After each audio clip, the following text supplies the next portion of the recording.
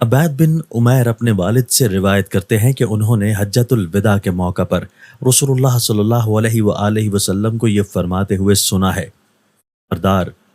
اللہ کے دوست نمازی ہیں۔ جو شخص 5 وقت کی فرض نماز ادا کرتا ہے، رمضان کے روزے رکھتا ہے، ثواب کی نیت سے اپنے مال کی زکوٰۃ دیتا ہے اور ان تمام کبیرہ گناہوں سے بچتا ہے جس سے بچنے کا اللہ تعالیٰ نے حکم دیا ہے۔ پھر ایک آدمی نے پوچھا: یا رسول اللہ صلی اللہ علیہ وآلہ وسلم، کبیرہ گناہ کون کون سے ہیں؟ آپ صلی اللہ علیہ وآلہ وسلم نے فرمایا: کبیرہ گناہ 9 ہیں: اللہ تعالیٰ کے ساتھ کسی کو شریک ٹھہرانا، کسی مومن کو ناحق قتل کرنا، جنگ سے بھاگنا، یتیم کا مال کھانا، سود کھانا، پاک دامن خاتون پر زنا کی تہمت لگانا، مسلمان ماں باپ کی نافرمانی کرنا، بیت الحرام جو کہ تمہارا ہمیشہ زندگی میں بھی اور مرنے کے بعد بھی قبلہ ہے اس کو حلال جاننا۔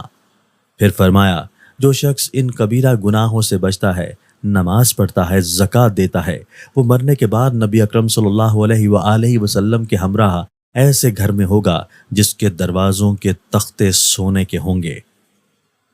حضرت ابو ہریرہ رضی اللہ تعالیٰ عنہ فرماتے ہیں کہ رسول اللہ صلی اللہ علیہ وآلہ وسلم نے ارشاد فرمایا: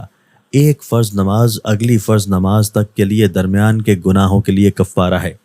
راوی کہتے ہیں اس کے بعد آپ صلی اللہ علیہ وآلہ وسلم نے فرمایا: سوائے 3 گناہوں کے، اللہ تعالیٰ کے ساتھ کسی کو شریک ٹھہرانا، کیا ہوا سودا توڑنا، سنت کو ترک کرنا۔ سودا توڑنے کا مطلب یہ ہے کہ جس امام کی تم نے بیعت کی ہو اس کے خلاف بغاوت کرنا،